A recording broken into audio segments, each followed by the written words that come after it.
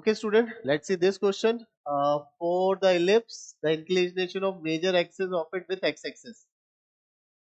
Now, इसमें कौन सा कंसेप्ट? अब देखो ये जो इलिप्स दिख रहा है ये कोई आपका नॉर्म, ये आई थिंक टिल्टेड वाला इलिप्स है। तो टिल्टेड वाले इलिप्स में क्या होता है, अगर मुझे उसके बारे में जानना है तो उसको कहीं ना कहीं मुझे वापस से रोटेट करना पड़ेगा।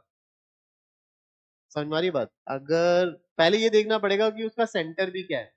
नो, तो यहाँ पे कंसेप्ट यूज क्या हो रहा है? टू फाइंड सेंटर,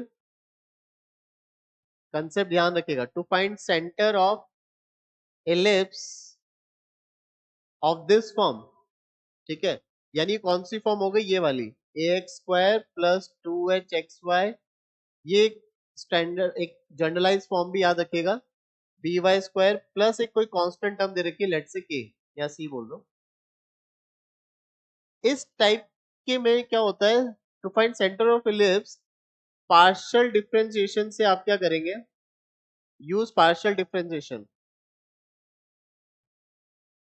तो आप क्या करोगे? इसको मैं नाम दे देता हूँ, लेट से इसको एक नाम दे देते हैं। इस एक्सप्रेशन को एक नाम देते हैं v, लेट से। तो हमें क्या करना पड़ेगा? पार्शियल डिफरेंशिएट, यानी डेल v का डेल x से हमें देखना पड़ेगा। यानी x के रिस्पेक्ट में करेंगे तो क्या आएगा? 2ax, यहाँ पे हो जाएगा 2hy। ये कांस्टेंट का रोल प्ले करेंगे x के। और हमें क्या देखना पड़ेगा? डेल y के रिस्पेक्ट में भी। तो ये कांस्टेंट हो जाएगा, यहाँ पे आ जाएगा 2hx और यहाँ पे हो जाएगा 2by। तो देखा जाए तो यहाँ पे जो सेंटर्स आ रहे हैं, अगर और फिर सॉल्व करना है, ऑन सॉल्विंग x 0 दिख रहा है, y भी 0 दिख रहा है, क्योंकि देख रहे हो आप, इनको सॉल्व करोगे इक्वल टू 0 रख के ये, तो ये दोनों कहाँ सेटिस्फाई हो रहे हैं? 0 0 पे। यानी सेंटर हमेशा क्या आएगा? This will be the centre of this type of question.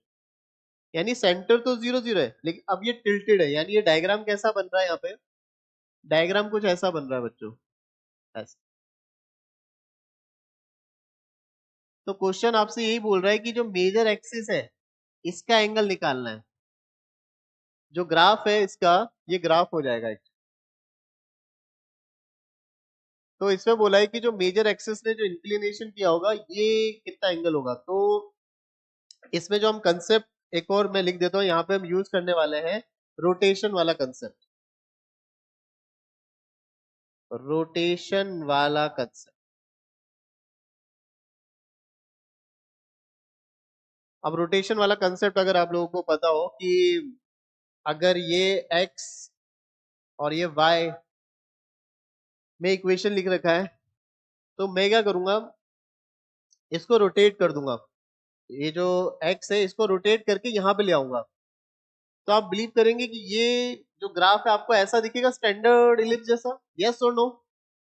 अगर मैं इसको ऐसे रोटेट करके ये ऐसा कर दूं, ये एक्स एक्सिस हो जाएगी और ऑब्वियसली ये भी मूव करेगा भाई साहब। मैं इस कोऑर्डिनेट एक्सिस को इस टाइप से यहाँ पे ला रहा हूँ, इलिप्स को वही रख रहा हूँ, कोऑर्डिनेट एक्सिस को ऐसे शिफ्ट किया, तो मेरा ये क्या बन जाएगा? एक स्टैंडर्ड इलिप्स बन जाएगा।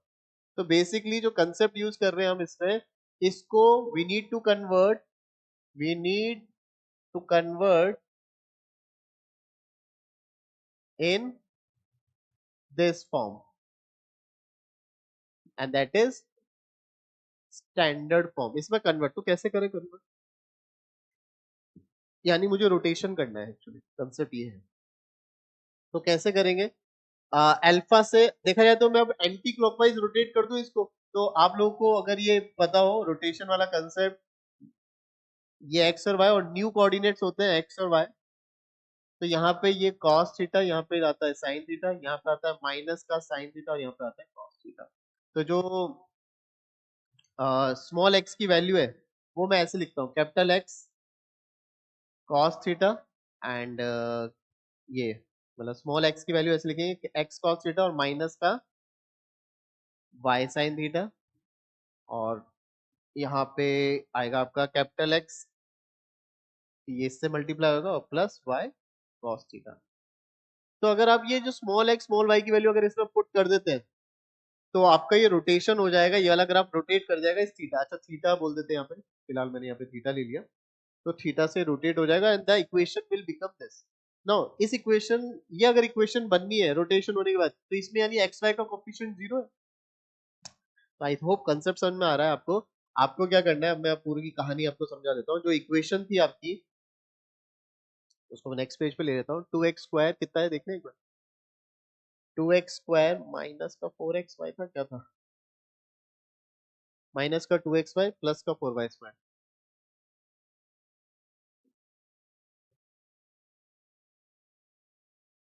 ठीक है, माइनस ऑफ 3 + √2। इसको हम कह रहे हैं कि कन्वर्ट करना है, या मैं बोल दूं रिप्लेस। रिप्लेस क्या क्या करना है, x की वैल्यू और y की वैल्यू जो हमने बोली, ठीक है।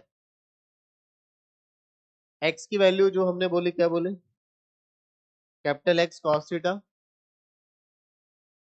Minus y sin theta, capital X sin theta plus y cos theta.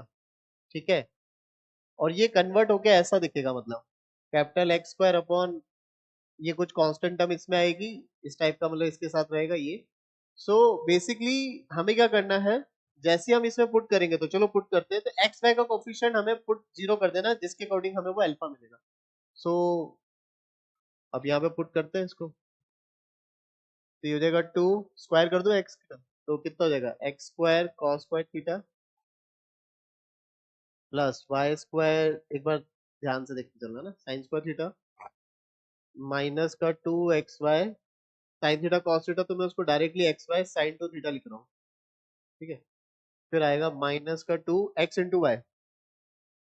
तो ध्यान से करना, पहले ये इससे इंटू किया तो x² sin theta cos theta, फिर ये इससे इंटू किया तो xy।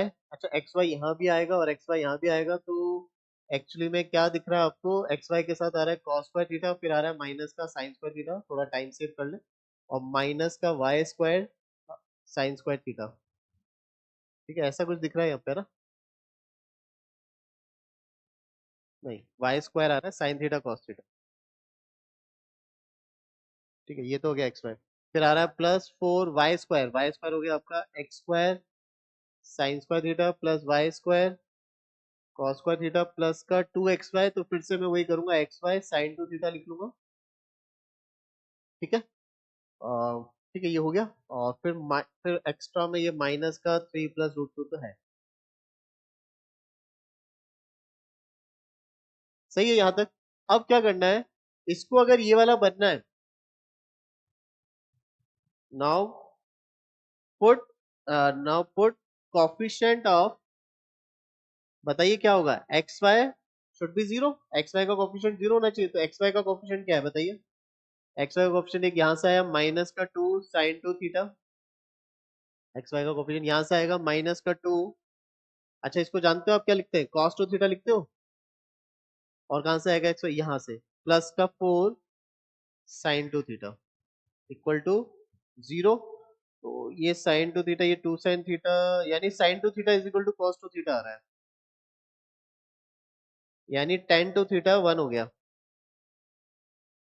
tan 2 थीटा 1 हो गया, तो 2 थीटा कितना हो गया, π/4, π/4 हो गया, तो थीटा कितना हो गया, π/8, यानी वो ये एंगल रहा होगा, π/8। So the answer is π/8। Thank you.